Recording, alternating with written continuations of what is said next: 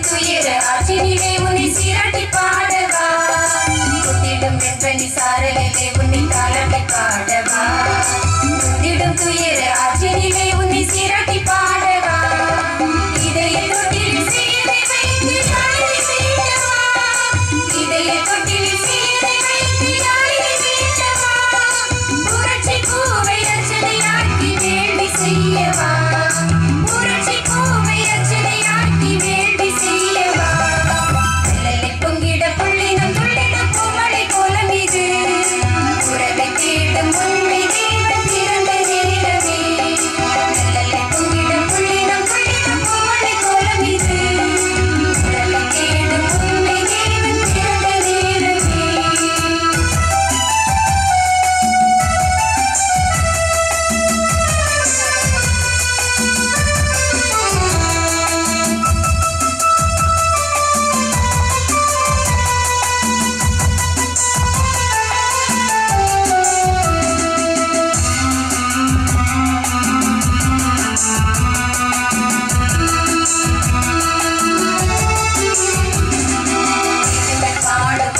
பாட்டின் நாதமே கேட்கலையா நீர் சிந்தும் வேதனை கீதம் பாலனை வேண்டுமா வேதங்கள் பாடும் மறந்த பாட்டின் நாதமே கேட்கலையா நீர் சிந்தும் வேதனை கீதம் பாலனை வேண்டுமா தொழுவில் பிறந்து கழுவில் மறைந்து வீட்டிட வந்தாயோ தொழுவில் பிறந்து கழுவில் மறைந்து வீட்டிட வந்தாயோ அழிவை தேடும் உலகை காக்க என்னும் இருக்கிறாயோ அழிவை தேடும் உலகை காக்க என்னும் இருக்கிறாயோ அல்லலை பொங்கிட புள்ளினம் துள்ளிடும் பூமழை கோலம் இது உறவை தேடும் உண்மை தேவன் பிறந்த நேரமே அல்லலை பொங்கிட புள்ளினம் துள்ளிடும் பூமழை கோலம் இது உறவை தேடும் உண்மை தேவன் பிறந்த நேரமே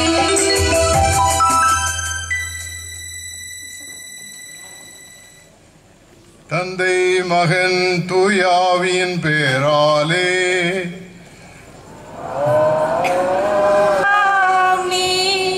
நம் ஆண்டவராகிய இயேசு கிறிஸ்துவின் அருளும் கடவுளின் அன்பும் தூயாவின் நட்புறவும் உங்கள் அனைவரோடும் இருப்பதாக. உம்மோடும் இருப்பதாக.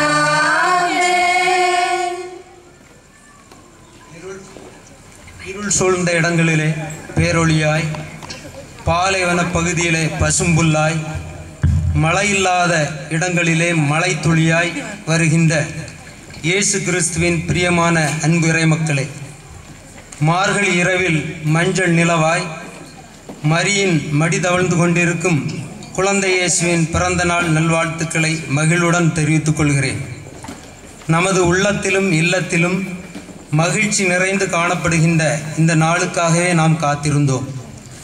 வருடா வருடம் வந்து போகின்ற விழா மட்டுமல்ல கிறிஸ்துமஸ். மக்களுக்கெல்லாம் மாபெரும் மகிழ்ச்சியூட்டும் நற்செய்தியே கிறிஸ்துவின் பிறப்பு. ஆதியிலே ஆண்டவர் இந்த பூமியை படைத்தார். அவர் ஆசையைப் போல இப்பூமி அமையவில்லை என்பதால் தம் அன்பு மகனை விண்ணகத்திலிருந்து மண்ணகத்திற்கு அனுப்புகிறார்.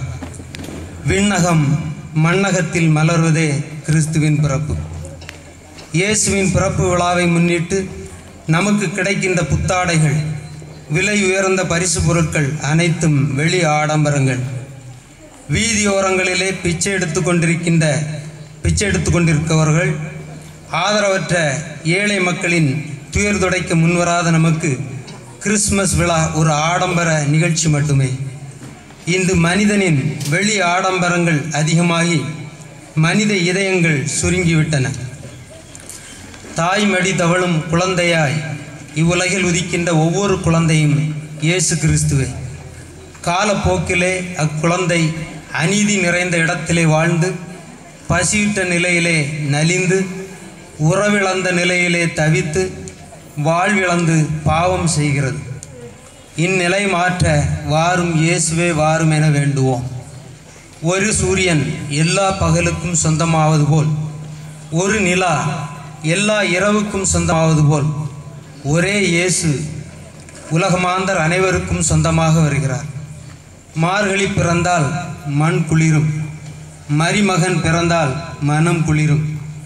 நமது இதயத்திலே புது துடிப்பு பிறப்பெடுக்கும்.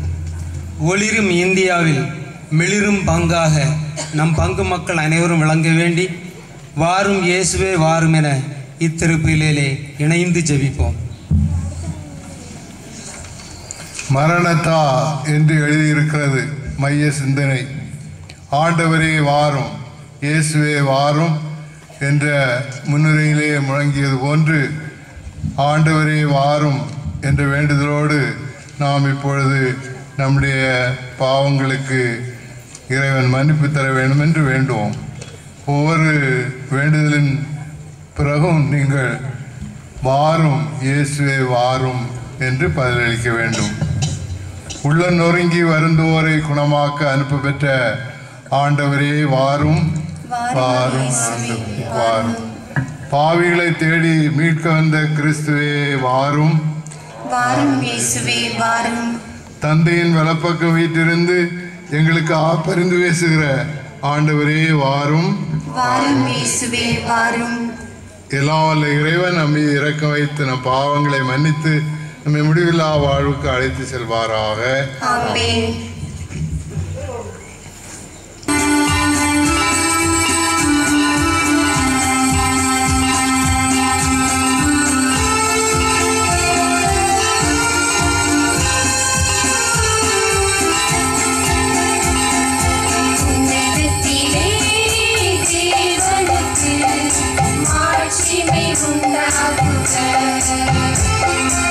உலகினிலே மறந்தவர்க்கு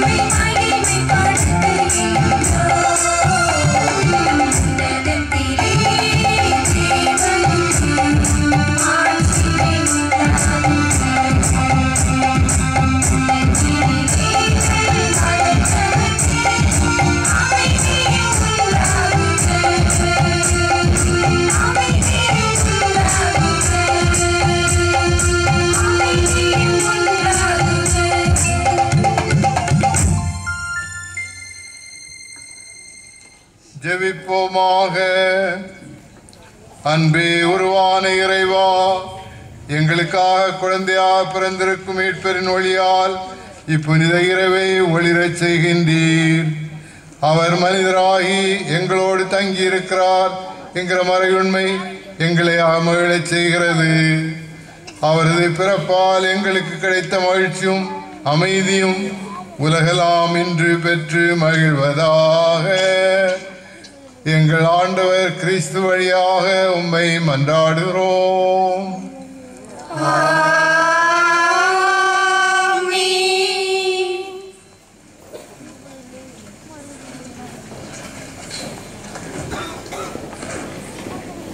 முதல் வாசக முன்னுரை. மெசியா வருவார் என்று எதிர்பார்த்திருந்த மக்களுக்கு இறைவாக்கினர் எசாயா மெசியாவின் வருகையை பற்றி கூறும் நற்செய்தியை இன்றைய முதல் வாசகம். கடுத்துயரும் காரிலும் யூதாவை சூழ்ந்து கொண்ட நேரத்தில் கார் மேகத்தினிடையே தோன்றிய வானவில் போன்று புது விடியல் நமக்கு அண்மையில் இருக்கிறது என்பதை எண்ணி மகிழ்ந்தனர். இம்மகிழ்ச்சியானது வெறும் புற மகிழ்ச்சியாக மட்டும் அமையாது, மாறாக அறுவடை காலத்தில் நெல் விளைச்சல் கண்ட உழவரின் மகிழ்ச்சி போன்றது. இம்மாபெரும் மகிழ்ச்சியில் பங்கு பெற அழைப்பு விடுக்கும் இறைவாக்கினர் எசாயின் குரலுக்கு செவிமடுப்போம்.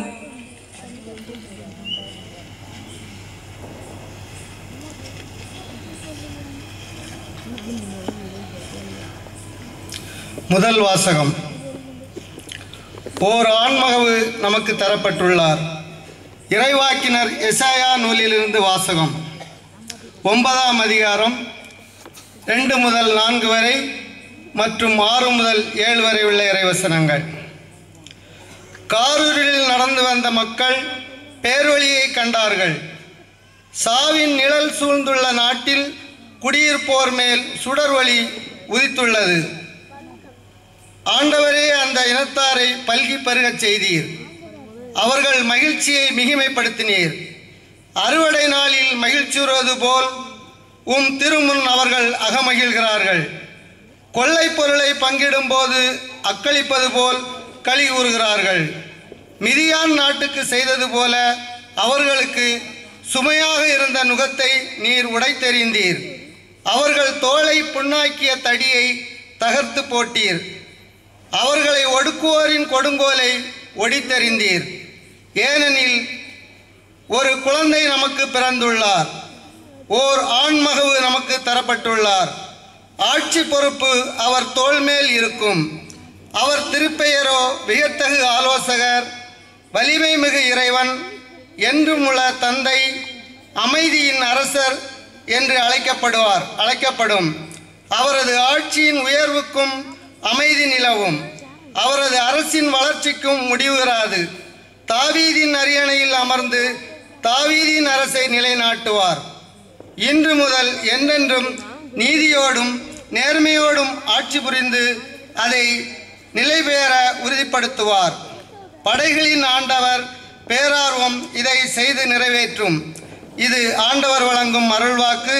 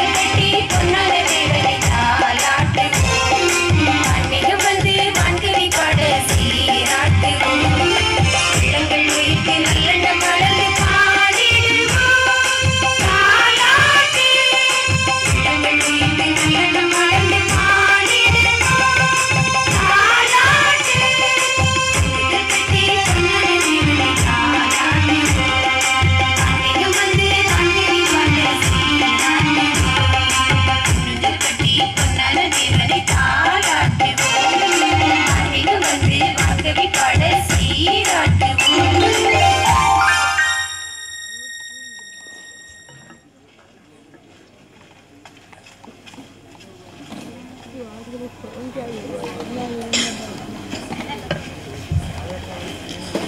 இரண்டாம் வாசக முன்னுரை. இன்றைய இரண்டாம் வாசகத்தில் தம்மில் நம்பிக்கை கொள்ளும் அனைவருக்கும் அருள்வாழ்வு அளிக்கவே கிறிஸ்து பிறந்து நம்மை போல் வாழ்ந்து நமக்காக தம் உயிரையே கையளித்தார் என்பதை பற்றி தூய பவுல் தீத்துவுக்கு எடுத்து கூறுகிறார். காரிருள் சூழ்ந்த நேரத்தில் கதிரவன் தன் கதிர்களை மெல்ல உதிக்கச் செய்கிறது. கதிரவன் தோன்றிய பிறகு காரிருளுக்கு வேலை இல்லை. கதிரவனாகிய இயேசுவை நமது உள்ளத்தில் வரவேற்று காரிருளாகிய நமது பாவத்தை அகற்றுவோம், அருள் வாழ்வு வாழ்வோம். அதற்கான அருள் வேண்டி இவ்வாசகத்திற்கு செவிசாய்ப்போம்.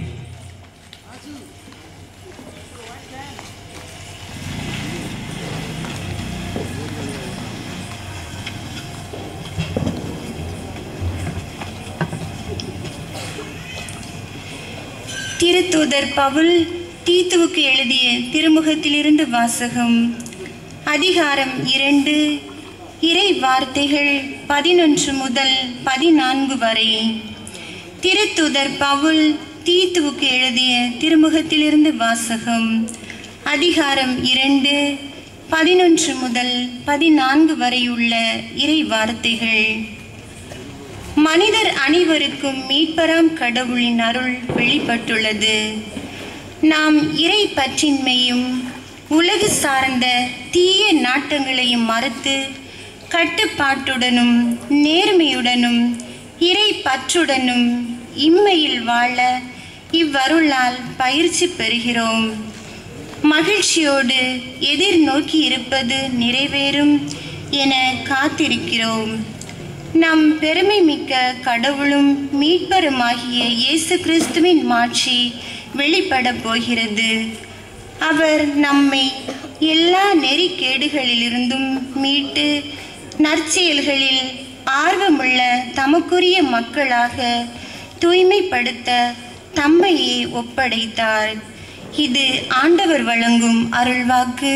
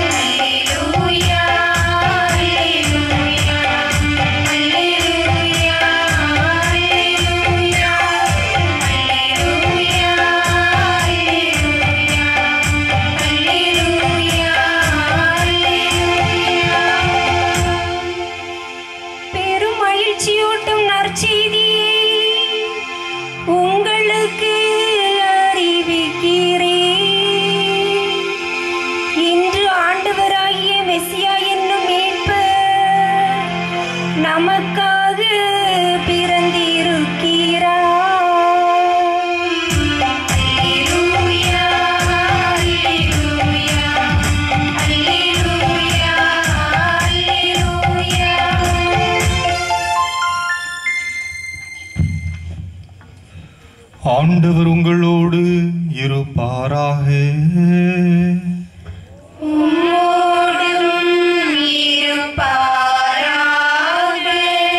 புனித லூக்கா எழுதிய நற்செய்தியிலிருந்து வாசகம்.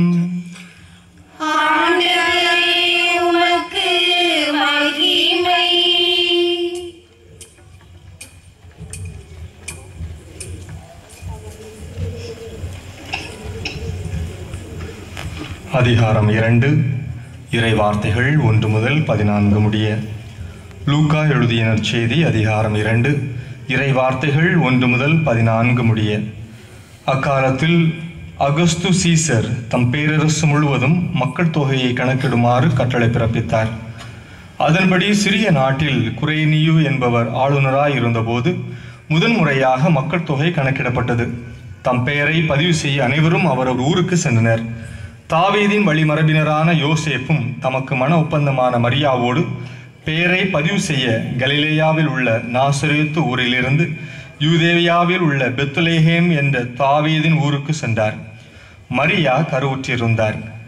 அவர்கள் அங்கு இருந்தபொழுது மரியாவுக்கு பேறு காலம் வந்தது. மரியா தம் தலைமகனை பெற்றெடுத்தார். விடுதியில் அவர்களுக்கு இடம் கிடைக்கவில்லை. எனவே பிள்ளையை துணிகளில் பொதிந்து தீவன தொட்டியில் கிடத்தினார். அப்பொழுது அப்பகுதியில் உள்ள வயல்வெளியில் இடையர்கள் தங்கி இரவெல்லாம் தங்கள் கிடையை காவல் காத்து கொண்டிருந்தார்கள். திடீரென்று ஆண்டவருடைய தூதர் அவர்கள் முன் வந்து நின்றபோது ஆண்டவரின் மாட்சி அவர்களை சுற்றி ஒளிர்ந்தது. மிகுந்த அச்சம் அவர்களை ஆட்கொண்டது. வானதூதர் அவர்களிடம், அஞ்சாதீர்கள், இதோ எல்லா மக்களுக்கும் பெரும் மகிழ்ச்சியூட்டும் நற்செய்தியை உங்களுக்கு அறிவிக்கிறேன். இன்று ஆண்டவராகிய மெஸ்ஸியா என்னும் மீட்பர் உங்களுக்கு தாவீதின் ஊரில் பிறந்திருக்கிறார். குழந்தையை துணிகளில் சுற்றி தீவன தொட்டியில் கிடத்திருப்பதை காண்பீர்கள். இதுவே உங்களுக்கு அடையாளம் என்றார். உடனே விண்ணக தூதர் பேரணி அந்த தூதருடன் சேர்ந்து, உன்னதத்தில் கடவுளுக்கு மாட்சி உரித்தாகுக, உலகில் அவருக்கு உகந்தோருக்கு அமைதி உண்டாகுக என்று கடவுளை புகழ்ந்தது. இது கிறிஸ்துவின் நற்செய்தி. கிறிஸ்துவே உம்மை புகழ்கின்றோம்.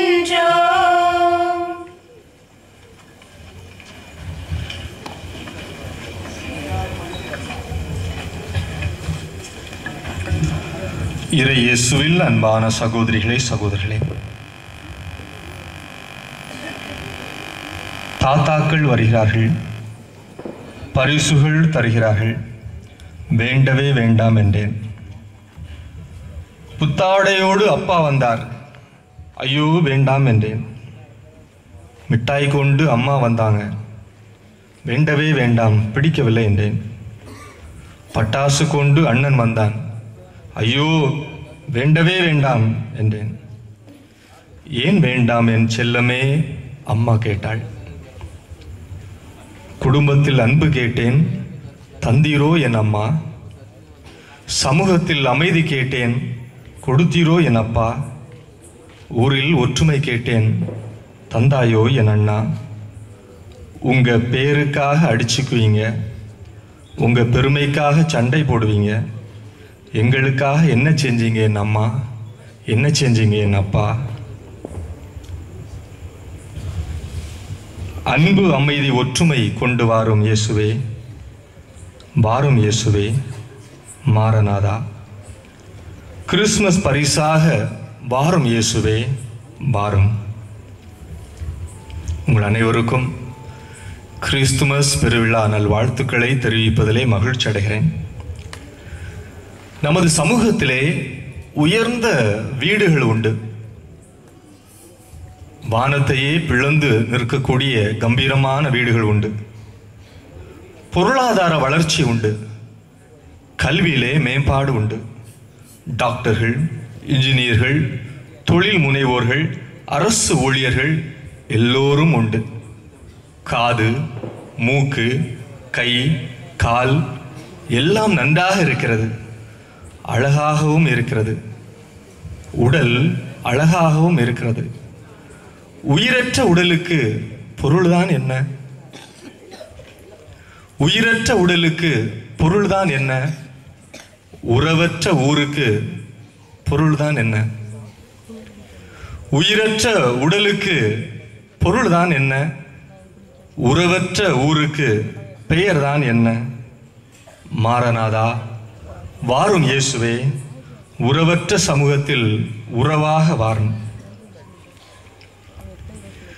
2 சகோதரர்கள். ஒருவன் பெயர் நெட்டையன், மற்றொருவன் பெயர் குட்டையன். நெட்டையனுக்கு ஒரு வேலை, எப்பொழுதுமே குட்டையனுடைய தலையை தட்டிக்கொண்டே செல்வான்.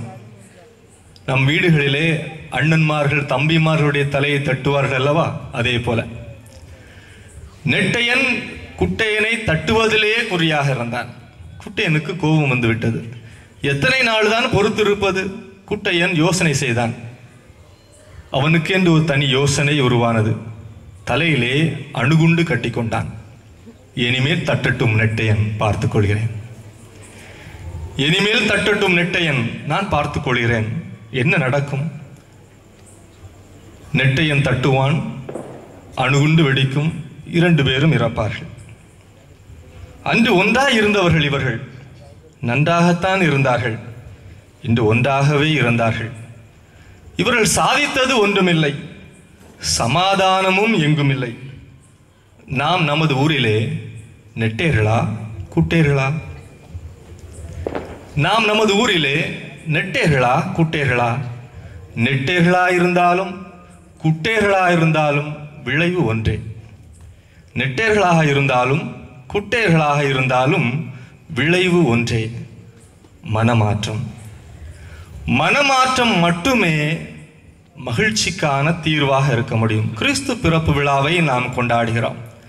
உறவற்ற சமூகத்திலே நாம் வாழ்கிறோம். நெருக்கடியான சூழ்நிலைகளிலே வாழ்கிறோம். பல்வேறு பிரச்சனைகளிலே வாழ்கிறோம். மனமாற்றம், பிரச்சனைக்கு தீர்வு மனமாற்றம். கிறிஸ்துவின் பிறப்பு விழா நமக்கு அறிவிப்பது மனமாற்றம். ஒரு குடும்பத்திலே பிரச்சனை, எல்லாரும் மகிழ்ச்சியாக கிறிஸ்து பிறப்பு விழாவை கொண்டாடுவார்கள். சில குடும்பத்தில் ஏன் தான் இந்த கிறிஸ்து பிறப்பு விழா வந்து தொலைந்ததோ என்று அழுது புலம்பக்கூடிய குடும்ப தலைவியர்கள் இருப்பார்கள். கணவன் இன்று ஒரு காலில் வாழ்கிறாரா, 2 காலில் வாழ்கிறாரா, 4 காலில் வாழ்கிறாரா, அல்லது 4 பேராக வருகிறாரா என்று வீடுகாரங்களுக்கே தெரியாத ஒரு சூழ்நிலை. ஏன் தான் இயேசு வந்து பிறந்து தொலைத்தாரோ? அவர்கள் சொல்லக்கூடிய வார்த்தை, ஏன் தான் இயேசு வந்து பிறந்து தொலைத்தாரோ? கிறிஸ்து பிறப்பு விழா மகிழ்ச்சியின் விழா என்று நாம் சொல்கிறோம். குடும்பத்திலே அந்த விழா மகிழ்ச்சியை கொண்டு வரவில்லை என்றால் யார் எங்கு தவறு செய்தார்கள், எங்கு எப்படி தவறு நேர்ந்தது? கிறிஸ்துவின் பிறப்பு விழா உண்மையிலேயே மகிழ்ச்சியின் விழாதானா? மனமாற்றம் தேவை.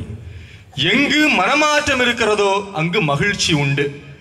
எங்கு மனமாற்றம் இருக்கிறதோ அங்கு உண்மையான மகிழ்ச்சி உண்டு. குடும்பத்திலே மனமாற்றம் இருந்தெனில் குடும்பத்திலே மகிழ்ச்சி உண்டு. சமூகத்திலே மனமாற்றம் உண்டெனில் சமூகத்திலே மகிழ்ச்சி உண்டு. உலகத்திலே மனமாற்றம் உண்டெனில் உலகத்திலே மகிழ்ச்சி உண்டு. கிறிஸ்து பிறப்பு விழா மகிழ்ச்சியின் விழாவாக இருக்க, ஒவ்வொருடைய மன மாற்றத்திற்கான அழைப்பு விழாவாகவும் இந்த விழா இருக்கிறது. இன்றைய வாசங்களிலே நாம் வாசித்தோம். கிறிஸ்து பிறப்பு விழா என்றாலே 3 ராஜாக்களுடைய ஞாபகம் நமக்கு வரும். 3 ராஜாக்கள் ஞானிகள். மத்தேயு நற்செய்தி 2ஆம் அதிகாரத்திலே நாம் வாசிக்கிறோம். கீழை நாட்டிலிருந்து அவர்கள் வந்தார்கள் என்று நாம் பார்க்கிறோம். கீழை நாடு என்றால் கிழக்கு பகுதியை சார்ந்த நாடுகள், இந்தியா போன்ற நாடுகளாக இருக்கலாம் என்று ஆய்வாளர்கள் சொல்வார்கள். அவர்கள் அரசர்கள், செல்வ செழிப்பிலே வாழ்ந்தவர்கள், உலக போக்கிலே வாழ்ந்தவர்கள்.